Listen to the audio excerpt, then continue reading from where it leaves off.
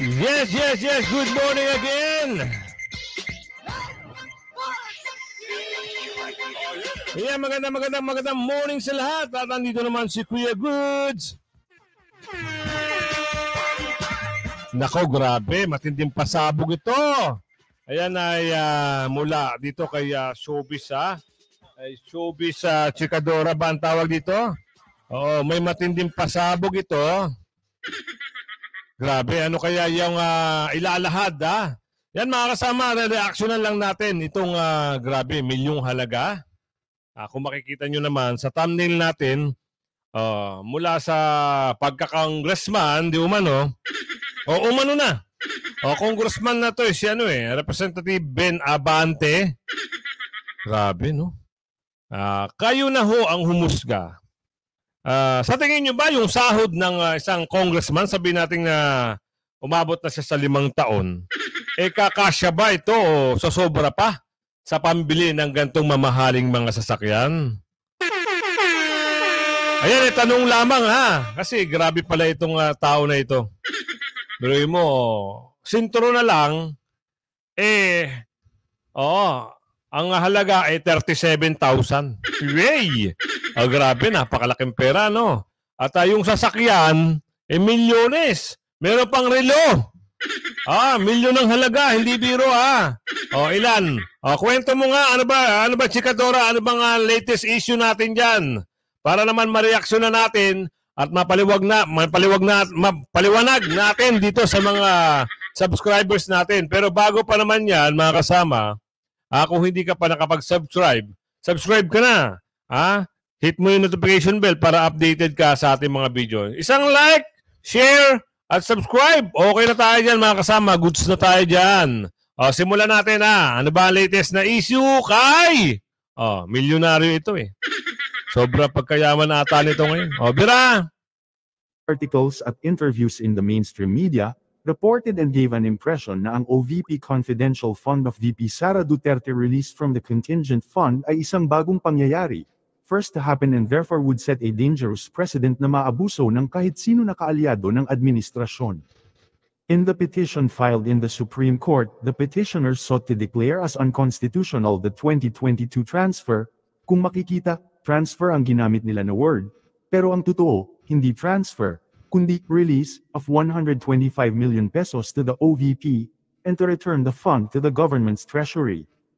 That sets a very, very dangerous precedent because now, the executive branch can simply create a confidential fund which is not subject to the same rules of audit as regular funds. Sabi ng abogado na si Barry Gutierrez, dating OVP spokesperson ni VP Leni Robredo.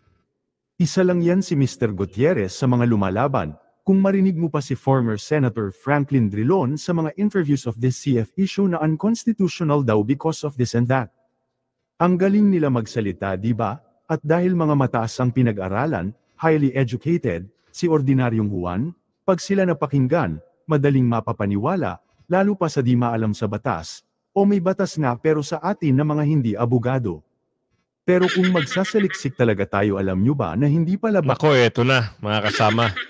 Meron palang mga ganito, no? Ito ay, ayon dito muna kay Chikadora. Doong daw panahon ng dating Vice President, no? Meron na pala itong mga confidential fund. Hindi naman ganun kaliit. Bagkos halos magkano to? Ayun na po, tingnan nyo. Kung magkano yan. Tuloy natin ang kwento. Bago ang sitwasyon na ganito sa OVP. In 2012 at 2014, sa panahon ng late President Benigno Aquino, ang OVP under VP Binay ay may request for confidential din, to be charged against the 4-year of 2012 contingent fund. As in the same talaga sa panahon ni VP Sara, based na sa argument ng petitioners like walang confidential fund line item sa GAA, at ang pondo na ni-request ni VP Binay ay charged and released from the contingent fund. Bakit walang ingay sa media, walang nagreklamo? Dahil ba si VP Inday ay isang Duterte, sagabal o hadlang sa political ambition ng mga ilang kawatan na politiko? Nako. Yan ang chismis dito, Baka daw, dahil hadlang, Grabe, no? Eh, kung hadlang, ay naku, yari. Oo. Kaya ginagawa siguro ng istorya, di umano, ha? Ito ay ayon dito. Chismoso kasi ito, eh. O, tuloy mo. Representative Abante, we are sure alam na alam mo na may confidence. Nako, eto na. Diyan na magkaka-leche-leche. O, ang sabi dito, matapos mag-lock ng FB profile, si Representative Atras, ngayon, ang nangyari, binabatikos ka. Bakit? Sige, panoorin natin. Ito ay Chikadora. Showbiz Chikadora. Confidential fund din si Binay na ni-request niya kay Pinoy noon at na-release ito sa contingent fund. Bakit mo nilaktawan ang pagbanggit kay Binay? At DBM, bakit hindi mo sinabi ang totoo? Bakit mo nga ikaw naman, bakit mo nilaktawan? Hindi naman pwede yun. Dahil ba, ganito, kaibigan mo? Dahil ba ngayon, kalaban nyo ang mga, ganun ba yon? Ganun ba kasimple? At ang tanong dito, ang tanong dito, mga kasama, bakit nag-lock ng FB? No? Kaso, ang naging problema mo, ang pangalan nito, Representative Abante. Ang problema, nakuha na. Na-download na lahat ng mga ebidensya. Ngayon, ang tatanungin na lang dito, pagdating ng oras, saan galing yan? Ang tanong. Yan mga pinagbibili mo. Ikaw yung nagsasabi. Sa video mo, sa'yo yan eh. At saka, ang nakapagtaka dito, hindi ko lang alam kung di umano o talagang pastor. Pastor ka ba, Pastor ka ba?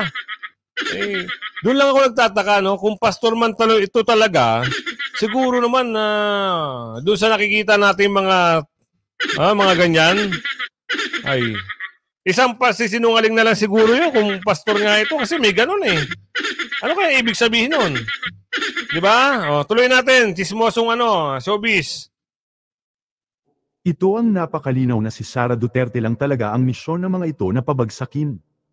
Gayunpaman, sobra ang tapang ni Pastor Abante sa mga hearing ngayon, pero nang binalikan ng maraming nako, ayan na. Hay! Ano lang yan? Ang pangalan nito ay Benny, Mirando, Atras. Bakit? Ang tanong dito, ayan, bakit naman po kayo nag-lock ng profile nyo sa FB? Grabe, mga mga laruan nito, mga bigatin. Naku po. Kung ito ang magiging leader nyo, may ganito, ay wag na po. No? Wag nyo nang paniniwalaan. Grabe, tuloy natin. Ano pa meron? Ayun nag-lock ng kanyang Facebook profile, ngunit tila huli na ang lahat para sa kanya sapagkat naisa publiko na ang kanyang mga larawan na walang-wala sa pagkatao niya ang pagiging pastor at honorable. Wow! Grabe! Magkano yan? Chismis mo kung magkano ngayon chismis Chikadora. Magkano yan? Tignan natin At narito nga po ang ilan sa mga komento ng mga personalidad sa social media patama sa kanya. Ayon kay KLCI, ano may masasabi pa rin kayong mamahalin kung suot? Ayon naman kay E.B. Jagulbot ay, when all I wanted as kid was to be a cowboy, instead I turned out to be a fuckboy. Hallelujah, all hail, Bini Birucha. Good morning, Benny Abante. Kumusta ang tulog mo? Handa ka na ba sa bagong umaga? Good morning, Bishop Benny Abante. Wow! Grabe, magkano kaya yan? Ito di umano. Umano na nakasuot na Naku, grabe. 37,000. Sinturon pa lang. Samantalang ako, sinturon ko, tagda 200. Grabe, no? Siguro nangangati to, no? Pag hindi nakasuot ng mga mamahalin. Baka nangangati. Di ba? At tapos itong parang ano ba tawag dyan? Rusi lang ang alam ko Pero ito, grabe. Magkano kaya yan? Kasya kaya yan doon sa sahod nito? Kung talagang mayaman naman to, di hindi na tayo magtatanong. Pero, siyempre, may bali-balita at ugong-ugong di umano na ito pala hindi naman na pinanganak na ganyang kayaman. Tuloy lang natin, no? Tuloy lang natin. Ang ganda naman ng belt mo na LV worth 37,000 pesos. Saan ba maganda ang kita? Sa pagiging pastor or pagiging congressman? Aray! Aray! Ayun ay tanong ni Sophisticadora tayo ay nagre-reaction lang. Ang halaga pala to, anong tawag dito? Anong tawag dito? Wow! Ang yaman pala talaga ni Pastor. At Benny Atras. Anong tawag ba sa motor na ito? Ang sabi dito, year 2021, color glacial blue, location Big Bend. Ito lang pinakita lang natin. Baka talaga ang price dyan 17,000, $18,000 na. Yun lang yung mga nag-range. Hindi ko alam hindi ako sure. Kaya pero, may mga lumalabas na ganito Baka ibenta na, Baka ibenta na. Dako pag ibenta na, wala na. Diba? Tuloy, Chikadora. Curious lang kami ng mga taxpayer. Say fucking what? Abante Bridge. Oy ano ba? Your most dishonorable Congressman Benny Abante. Aba, grabe. Abante Bridge. Aba, kakaiba Ang tanong dito, pera kaya niya ito? Bakit nagkaroon ng pangalan ganito? Abante Bridge. Sabi dito, oy, ano ba your most dishonorable? Di ba ang mga bridge, road, and other infrastructure of the government are named after Filipino heroes? And statement like NAIA for Ninoy Aquino International Airport or the Marcelo Fernandez Bridge in Cebu. Pero usually mga patay na yung bakit buhay pa yung bridge na? Ay, eto naman si EB, huwag mo na pakialaman. Huwag mo na pakialaman, hayaan mo na. Anyway, sabi niya, kung pera mo yan, then salamat po. Kung hindi, epal mo. Di ba? Ayun lang ang sabi dito ni Chikadora. Tuloy mo, Chikadora. Ante, di ba ang mga bridges, roads, and other infrastructure of government? Grabe sapatos, Tapos medyas. Sa bagay, kasi nga naman, pag umatan sila ng hearing sa kamera, hindi pwede yung pang mahirap na suot. Kailangan sila, maganda ang postura. Di ba? Kailangan naka-Louis Vuitton. Naka-Hermes. Dapat mga gano'n na suot. Hindi kagaya ng mga mga Adidas, mga Nike. Hindi sila mapapansin. Ano ba yung umuugong-ugong na relo? Magkano ba yun? Pasok, Chikadora! Are named after Filipino heroes and statesmen like NAIA for Ninoy Aquino International Airport or the Marcelo Fernandez Bridge in Cebu. Pero usually mga patay na sila. Bakit ikaw nabuhay pa may bridge na? Pera mo ba yan? Kung hindi, at pera ng taong bayan yan, bakit sa'yo nakapangalan? Ala! Anyway, Ala! kung pera mo yan, then salamat po. Kung hindi, epal mukha mo. Naku po, eto na. Nagkakabistuhan na. Santo! Kasino ata ito Ay, grabe yun. Ang pagkakaalam natin mga kasama, itong mga ganito na isang luklok ng mga tao o tao ng gobyerno o naglilingkod sa gobyerno, ang pagkakaalam ko, bawal ito pumasok sa mga ganito ang tanong natin, bakit siya nakapasok? At bakit may picture-picture pa? Yan tanong lang Tanong lang ho yan. Baka naman masamain nyo yung tanong ng taong bayan. Tuloy! Ayon naman kay Ms. MJ Kiambao Reyes ba't ang mga honorables na ito ay sobrang daming salapi, habang marami sa mga kababayan natin ay naghihikahos? Ba't ang rarangya ng mga buhay nila? Habang isang oras na ulan lang ay bahana sa maraming lugar. Kahit bilyon-bilyon pa ang pondo para sa baha at basura. Ayon naman kay Ang tanong nga, yung bilyon-bilyon pondo, ano nangyari? Doon sa kamera, sa pag-uusap nila, parang inamin na ata nung babaeng, anong pangalan Kilambot. Na yung mga ibang project doon ay hindi raw nasunod yung plano o drawing o na-divert na lang sa iba. Yan ang sabi ha. Oh, nagbatikusan sila doon, dalawang magkaibigan. So ito tayo. Ang dami mong mga laruan diyan, oh. Mga high power pa, grabe talaga. Ay, nako. Paniniwalaan pa kaya ito sa susunod? Oo, matuloy. Julius Milnio ay, hindi ko maintindihan. Hala! Kung ano ang mararamdaman ko, promise. Napa-sign of the cross na lang ako. Ayon naman kay The Free Thinker ay, kaya naman pala nag-lock ng profile. It's not the lavish lifestyle that he's trying to hide. Come to me my grizzly, Jadi. Ayon naman kay Edwin Jamora ay, Benny Abante locks his profile because a humble public servant deserves privacy, but not the OVP. Ha ha ha. Oh, Holy Mother Pack. Ha ha ha ha. Benny Abante locked his Facebook profile. No, wow, I wonder why. I mean, it's not like anyone would be curious about how a humble congressman, living off a totally modest government salary, is rolling around in what looks like a lifestyle straight out of Crazy Rich Asians. Ha ha ha ha. Naka-Escalade ka na, naka-Benz ka pa. I guess wow. when... Oh, Escalade pala ang tawag dito, tsaka Mercedes-Benz. Grabe, magkano? Diba? Kaya-kaya, ibili yun. Alright, diretso. Hindi yun eh. Ang tanong dito, bakit may mga gantong lumalabas? Hindi naman pwedeng edited yan. Sa mismong sa mismong FB account. Nakakagulat, no? Diretso, Chikadora. You're serving the people with such selfless dedication. It's only natural to reward yourself with luxury watches, designer clothes, and a fleet of cars that could make a car dealership jealous.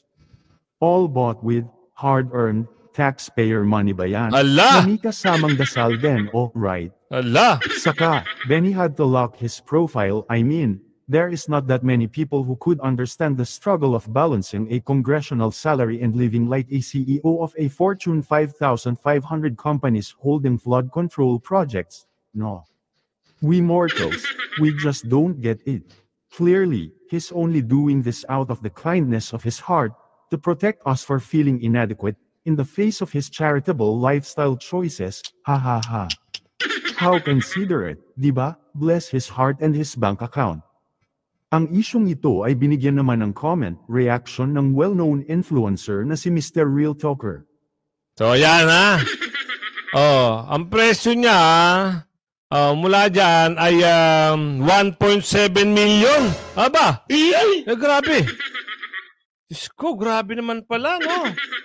Ito bibigyan ng reaction ni Real Talker. Shoutout kay Real Talker. Panat! Panuuri ng full video para sa iba pang detalye na magsisimula naman pagkatapos ng maiksing intro.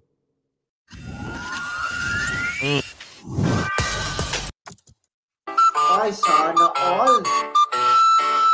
Ay! SLK! Ay! Grabe! Grabe. Magkano ang Rolex? Magkano? Woo! Woo! Sana all! Sana all!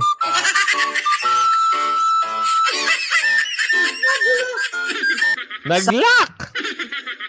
Yan mga kasama, isang magandang video lang ito, no, na pinakita ko sa inyo. At bakit kasi ang tanong dito, bakit nag-lock? Kung wala naman itinatago. Baka kasi mahalungkat pa yung iba, kaya nag-lock. Ngayon, ganun pa man, meron na kasing ebidensya. May panlalaban na sa kanya, just in case na halimbawa, may maghabol, no? At halungkatin na yung mga lifestyle nito mga to. From congressman to millionaire. Yan nga Okay na hong bahala mga kasama mag-analyze kung bakit ba yumaman itong mga to. At bakit kailangang madaliin ang usapin sa Kamara patungkol dun sa budget ng 2025. Grabe, no?